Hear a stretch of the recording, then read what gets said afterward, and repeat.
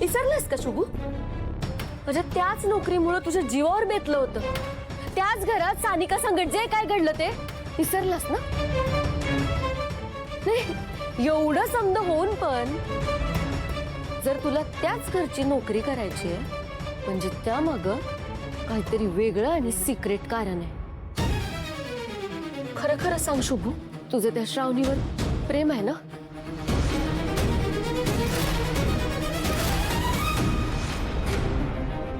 अगं स्वीटी, काय?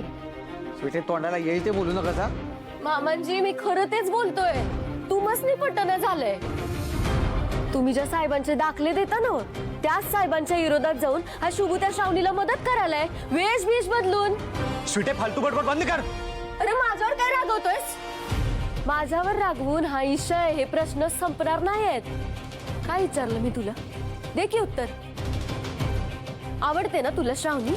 प्रेम आहे ना तुझं श्रावणीवर? बोल की, दे उत्तर. हे बघ स्वीटी, तुझ्यावर ना भांडत बसायला मला वेळ नाहीये. वेळ नाही का खरं बोलायचं नाहीये? बोल की, सांग. आवडते ना तुला श्रावणी? आता का गप बसलायस? बोल की, आवडते ना तुला श्रावणी?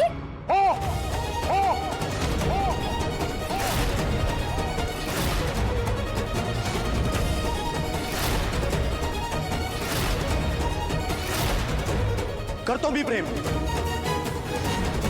श्रावणी मॅडमांवर माझं प्रेम आहे.